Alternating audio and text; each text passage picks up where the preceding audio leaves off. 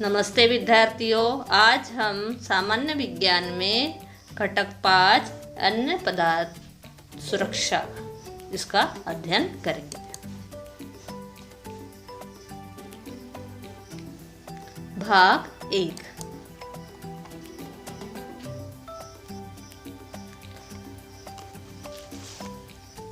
विद्यार्थियों, अन्य पदार्थ यानी हमारे आहार के पदार्थ।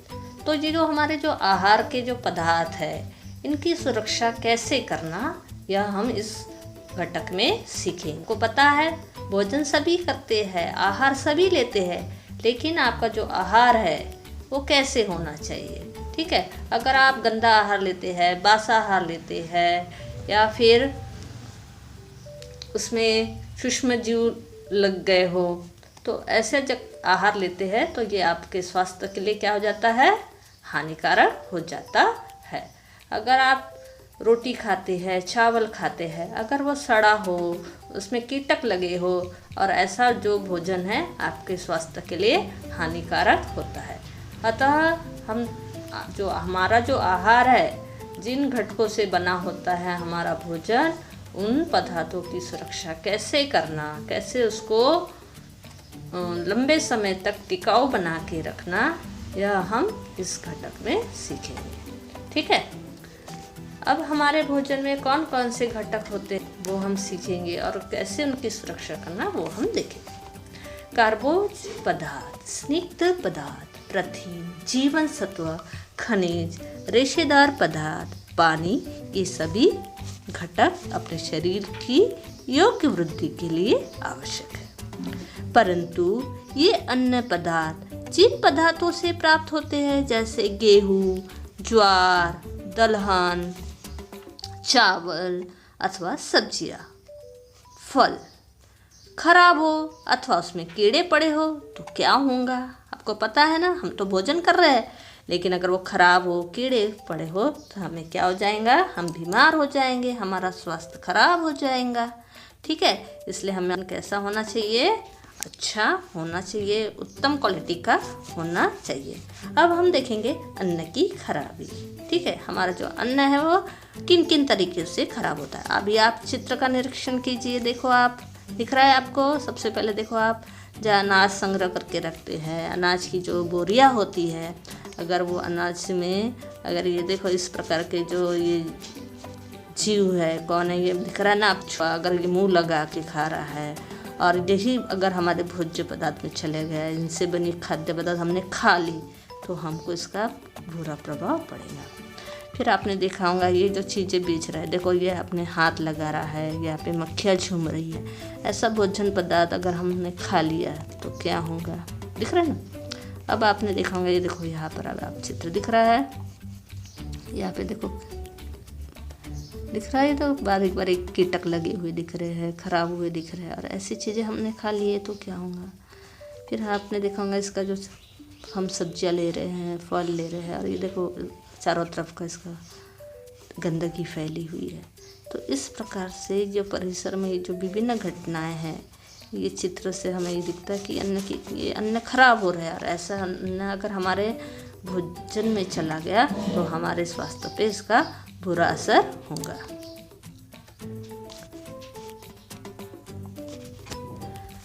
अन्न की खराबी के लिए उत्तरदायी घटक। अब हमारा जो अनाज है वो किस प्रकार, किन कारणों से खराब होता है, वो हम देखेंगे। कभी कभी फलों के छिलके काले पड़ जाते हैं। कुछ पदार्थ में अवांछनीय बदबू आती है। ऐसे पदार्थ खाने लायक नहीं होते। कभी कभी प्राकृतिक रूप से मिलने वाले पदार्थ मानवीय प्रक्रिया के कारण खराब हो जाते हैं। उदाहरणार्थ, ज़्यादा पकाना, नाम जगह पर भंडारण करना, अयोग्य भंडारण करना, इनसे पदार्थों की गुणवत्ता कम हो जाती है। एक जगह से दूसरी जगह ले जाते समय वे खराब हो जाते हैं। ठीक है, तो इस प्रकार इनके कारण भी है, और हमसे भी कभी कभी क्या होता है, हमारे जो भोज्य पदार्थ है वो खराब हो जाते हैं।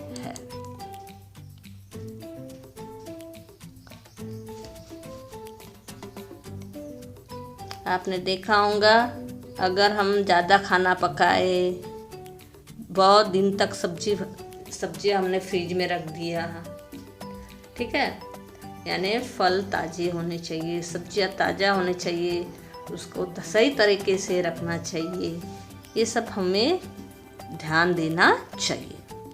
फलों का रंग काला हो जाना, स्वाद बदलना, मांस से खट्टी गंध आना, मूंगफली में खराब बदबूदार स्वाद आना, इस प्रकार के बदलाव अन्न पदार्थ में आते हैं।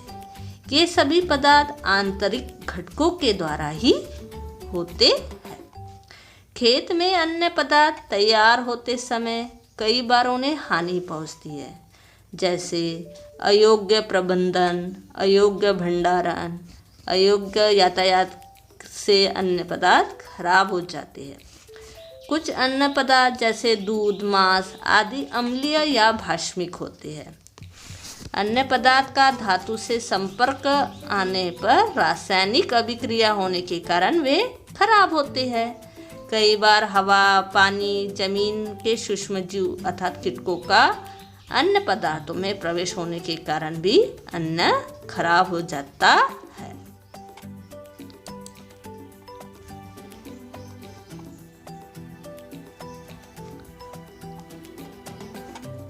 अन्न का अपव्यय कहाँ और कैसे होता है? अपव्यय यानी खर्च, ठीक है, यानी फालतू खर्च जिसको बोलते, बेकार का अपव्यय यानी बेकार का खर्च।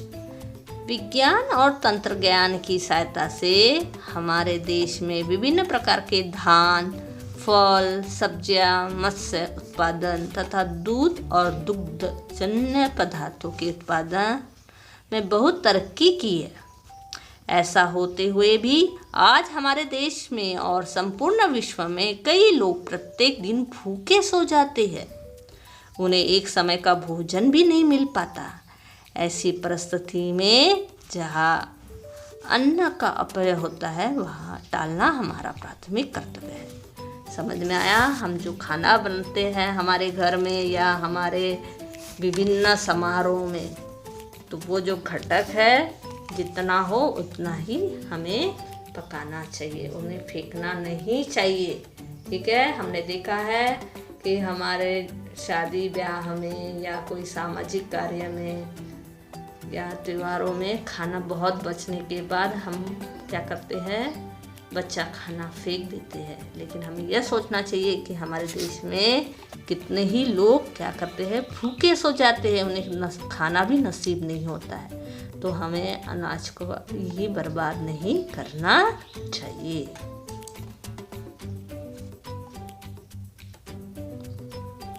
संख्यात्मक अन्न अपव्यय, गलत विधि से किया गया कृषि कार्य जैसे मुट्ठी से बुआई करना, अव्यवस्थित दवाई करना, योग्य भंडारण और वितरण पद्धतियों का उपयोग करना तथा पंगत जैसी पारंपरिक भोजन पद्धति में अतिरिक्त आग्रह करने से अन्न का अपव्यय होता है। इससे संख्यात्मक दृष्टि से अन्न का अपव्यय होता है, क्योंकि यही अपव्ययित अन्य लोगों को दिया जा सकता है। ठीक है, यहाँ पे बताया है कि संख्यात्मक दृष्टि से अन्न का अपव्यय कैसे होता है। जैसे हम अगर खेतों में गलत तरीके से कृषि कार्य करें, ठीक है, गलत तरीके से जैसे मुट्ठी से बुआई कर रहे हैं, ठीक है, बुआई करने के जो तरीके हैं, सही तरीके हैं, उसी को अपनाया जाना चाहिए, नहीं तो क्या होते हैं, बीज का अपव्यय होता है। अव्यवस्थित दवाई करना यानी अगर ज़्यादा डाल दिए, समय पे न डाले, इससे भी क्या होता है, हमारा जो अनाज है वो अपव्यय हो जाता है।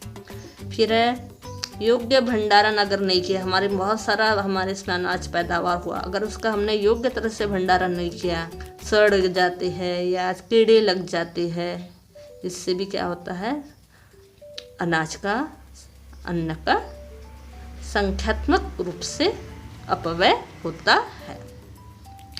फिर आपने देखा होगा जो पहले ज़माने में, प्राचीन ज़माने में जो पंगत में जो खाना खाते थे, यानी पारंपरिक भोजन पद्धति, इसमें कुछ लोग जो परोसने वाले हैं मना करने के बावजूद भी क्या करते थे, डाल देते हैं। ठीक है, इससे भी क्या होता है, अन्न का अपव्यय होता है, क्योंकि वो खाता नहीं है, वो छोड़ देता है थाली में। तो इस तरह का अपव्यय नहीं होना चाहिए। समझ में आया? क्योंकि वही अनाज अगर हम बचा दे तो वो किसी भूखे के काम आ सकता है। ठीक है, चलो आगे बढ़ेंगे हम।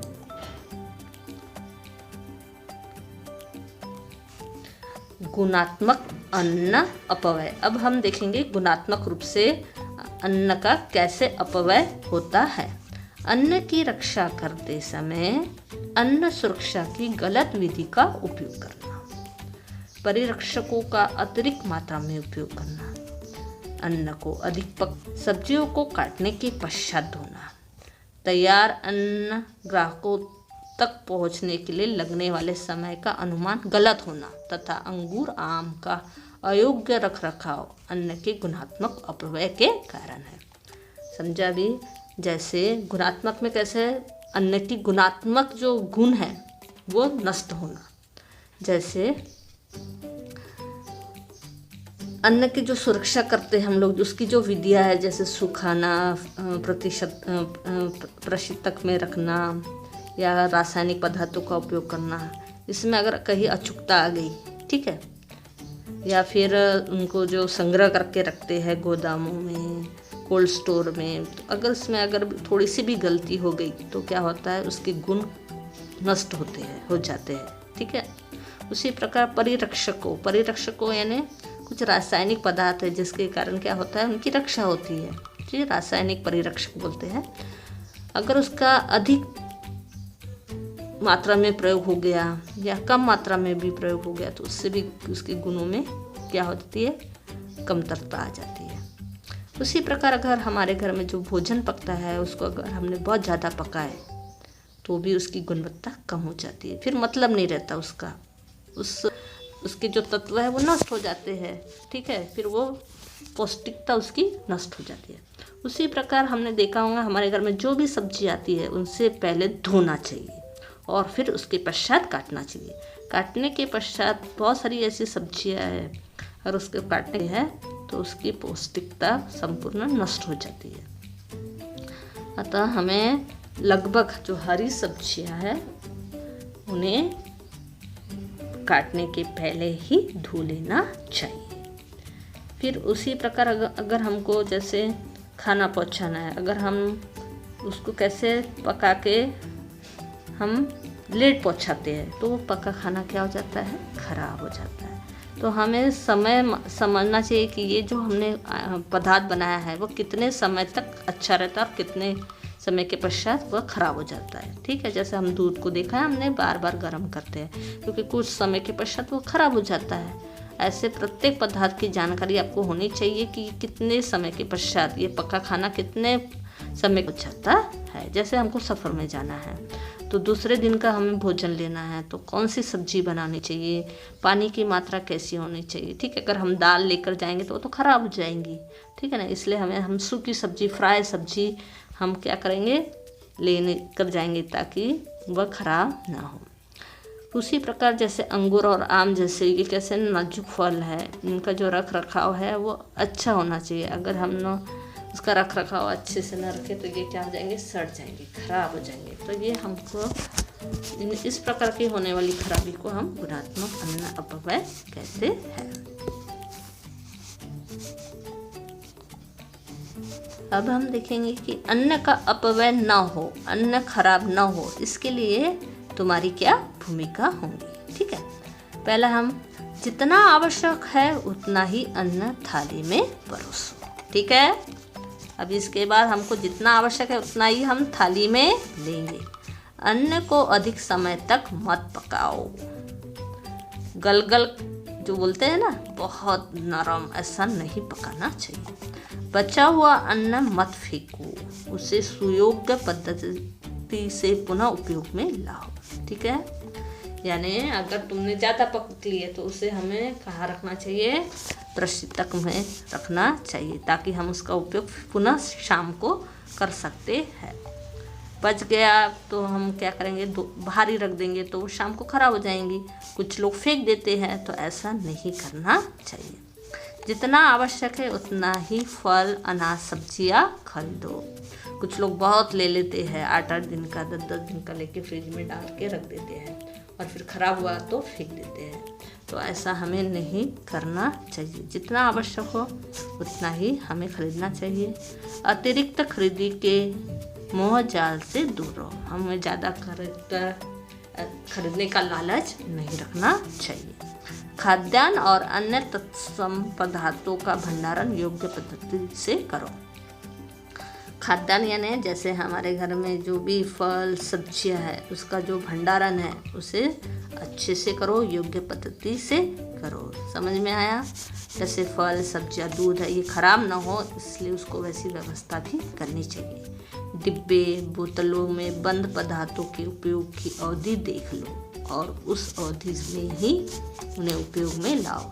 आपने देखा होंगे आपके घर में बाहर से पैकिंग वाले क्या आते हैं, कुछ खाने की चीज़ आती है जिसमें मसाले रहते हैं हमारे, ठीक है, या जो भी बोतल और डिब्बे बंद है तो हमें, या फिर दवाई हो, उनकी क्या है, डेट लिखी हुई रहती है कि कब बनाया गया है और कितने समय तक ये उपयुक्त है। तो हमें उतने समय के भीतर ही उसका उपयोग करना चाहिए। उसके पश्चात क्या करना चाहिए, उसका उपयोग नहीं करना चाहिए अगर डेट ज़्यादा हो गई तो, ठीक है। तो अवधि यानी समय उसमें लिखा होता है वो हमें अच्छी तरह से पढ़ लेना चाहिए। थाली में परोसे हुए सभी पदार्थ ग्रहण करो, ठीक है। तुम्हारे थाली में जो जो पदार्थ दिया है तो तुम्हें जो अच्छा लगता है, नहीं लगता है, ऐसा हमें अच्छा नहीं लगता इसलिए अलग कर देना, वही छोड़ देना थाली में, ऐसा नहीं करना चाहिए। एक तो है जितना लगता है उतना ही लो, थाली में जितना परोसा गया है उसे संपूर्ण आपको ग्रहण करना है ताकि भोजन का अपव्यय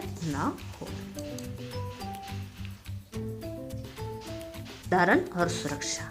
अन्न पदार्थ को ठंडा करना, सुखाना, उबालना, वायुरुद्ध डिब्बे में बंद करना जैसे अन्य पदार्थों का सुरक्षापूर्ण भंडारण करने की पद्धति की जानकारी हमने पिछली कक्षा में पढ़ी थी ना, हमने 6वीं में पढ़ा था। इन विभिन्न पदार्थों से अन्य पदार्थ में होने वाली सूक्ष्म जीवों की वृद्धि रोक दी जाती है और वे खराब नहीं होते, ठीक है। हमने देखा होगा ये जो क्रिया जैसे ठंडा करना, सुखाना, उबालना और वायुरुद्ध डिब्बे में बंद करना, ये जो विधियाँ है इससे क्या होता है, जो पदार्थ है, अन्य पदार्थ है, वो क्या हो जाते हैं, सुरक्षित रहते हैं, क्योंकि ऐसे इस क्षेत्र में सूक्ष्म जीव पनपते नहीं हैं, ठीक है, और उनकी वृद्धि रुक जाती है, जिसके कारण ये पदार्थ खराब नहीं होते। इसलिए हमें इन विधियों का उपयोग अन्न सुरक्षा के लिए करनी चाहिए। अन्न सुरक्षा और परिरक्षण। अन्न सुरक्षा विभिन्न कारणों से अन्न में सूक्ष्म जीवों की वृद्धि होकर उसका खराब होना, कीड़े पड़ना, इससे अन्न सुरक्षित रखने को अन्न सुरक्षा कहते हैं, ठीक है। सूक्ष्म जीवों की वृद्धि के कारण क्या होता है, अन्न खराब होता है, कीड़े पड़ते हैं। तो हमें क्या करना चाहिए, उन सूक्ष्म जीवों से, कीड़ों से अन्न की क्या करना चाहिए, सुरक्षा करनी चाहिए। इसलिए हम क्या करते हैं, उनकी सुरक्षा करते हैं इन चीज़ों से, इसी को अन्न सुरक्षा कहते हैं। अन्न परिरक्षण अतिरिक्त घटकों के कारण अन्न में होने वाली खराबी आंतरिक घटकों के कारण अन्न में होने वाली खराबी टालकर अन्न अधिक समय तक टिकाऊ रखने के लिए अलग अलग खाद्य परिरक्षकों का उपयोग किया जाता है। इस पद्धति को अन्न परिरक्षण कहते हैं, ठीक है। हम खाद्य पदार्थ आंतरिक रूप से खराब न हो इसलिए हम क्या करते हैं, रासायनिक परिरक्षण करते हैं, ठीक है, जैसे हल्दी, नमक, ठीक है, और विनेगर। तो इन पदार्थों को क्या कहते हैं, परिरक्षण पदार्थ। नमक, शक्कर, ठीक है, ये भी परिरक्षण पदार्थ में इनका समावेश होता है। इन पदार्थों को अन्न परिरक्षण पदार्थ कहते हैं या इस पद्धति को अन्न परिरक्षण कहते हैं। इस आगे का भाग हम आगे के वीडियो में देखेंगे। लाइक, सब्सक्राइब और शेयर जरूर कीजिए।